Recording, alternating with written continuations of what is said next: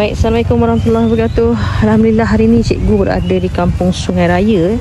Dikatakan di sini ada banyak kerabat-kerabat diraja yang ada kaitan dengan Yang Tuan juga dimakamkan di sini.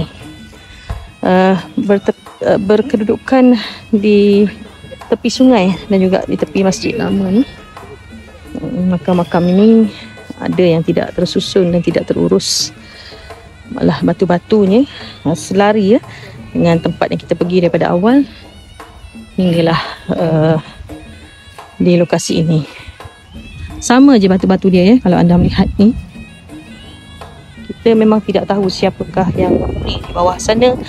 Akan tetapi kita doakan semoga Allah menempatkan mereka semua dalam syurga Allah. Dan kita hadiahkan Al-Fatihah.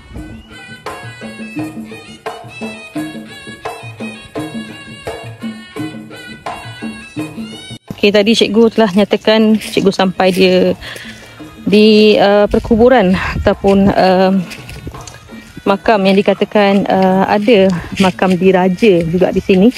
Jadi cikgu berjumpa di hujung perkuburan ini.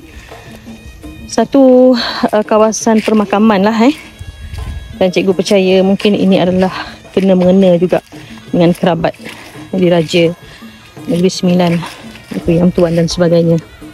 Kain kuning pun sudah lusuh. Umurnya ini tak dapat tahu siapa punya. Jika saya tak habis baca. Kalau anda melihat ni mungkin anda boleh hadiahkan Al-Fatihah. Okay?